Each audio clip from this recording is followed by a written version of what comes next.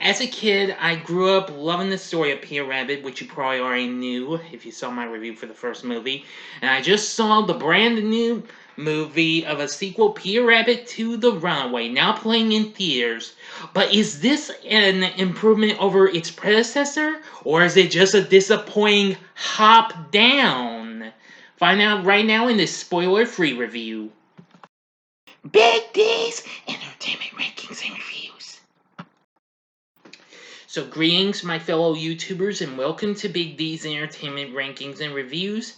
My name is Doyle, better known to you as the Big D, and this time around I bring to you a review of the just now released sequel, Peter Rabbit to the Runaway, from Columbia Pictures, directed and produced by Will Gluck, who produced, and I do believe produced and directed the first movie, and he also co-wrote the screenplay with Patrick Burley. This, of course, is a sequel to the movie that came out in 2018. Now, if you've not seen my review of the first movie, I advise you to click on that card. There we go. And check that out before you go into this one, since even though this is a spoiler-free review. Okay, there, I gave you enough time. Alright, now, of course, this is based on the stories of Beatrix Potter's character of Peter Rabbit. The film, once again, has the voices of James Corden as the title character, along with live-action role performances from Rose Byrne and Domhnall Gleeson, both back as Bee and Thomas McGregor. Plus, we also have Margot Robbie and Elizabeth Debicki back as Flopsy and Mopsy. Now, unfortunately, Daisy Ridley didn't return for clientele. She's now voiced by Australian actress and singer Amy Horn.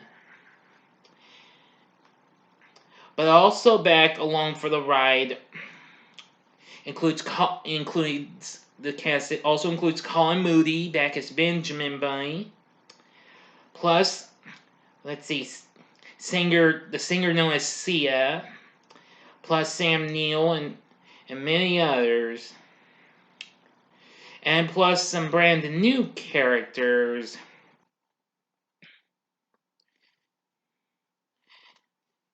But anyway, now also, unlike its predecessor, this film does not involve Sony Pictures Animation's involvement. So they decided to not get involved, I do believe. So anyway, I think it was a reasonable choice since they were kind of busy with several other movies, since like more recently The Mitchells vs. the Machines, and now they've got Wish Dragon out now, and Hotel Transylvania Transformania is not too far away. Well, by another month anyway. Anyway, Peter's about to accept a new part of his life. Well, to become, part of a big family with his sisters and his cousin.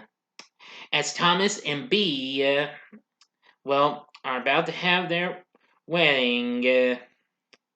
But however, as Thomas helps Bee on her storybooks based on Peter and his friends, Peter's a bit dismayed to know that the books have portrayed him as naughty. Well, of course, if you've read the books before, but apparently, Bee gets a letter from a publisher who wants to distribute her books.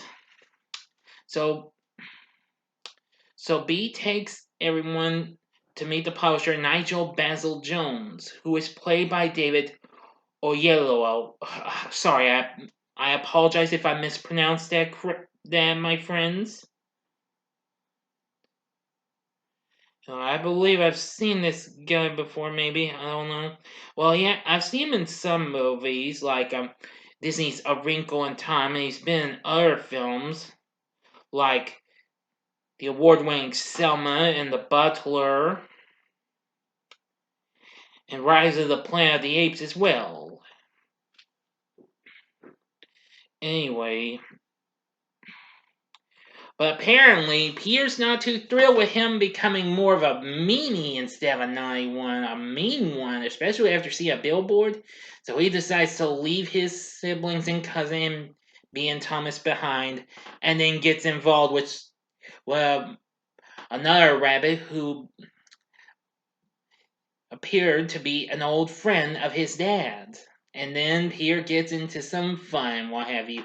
But then things do take a turn for the worse. But that's all I'm going to tell you. I'm not giving you no more of this story because this is a spoiler-free review. So I'm not going 110% on it.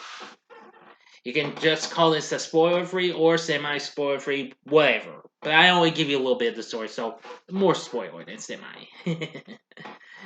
Anyway, from what I've seen, Peter Rabbit 2 The Runaway, I gotta say, it is a bit of a step up from its predecessor. I mean, with a good atmosphere around, well, England and what have you. I really did enjoy this. Once again, James Corden does a great job in voicing our title character. Again, Margot Robbie and Elizabeth Debicki as Flopsy and Mopsy, very good. And of course, to be surprised, just one slight spoiler, Margot Robbie's also the narrator. I forgot to point out my review of the first movie. Whoops.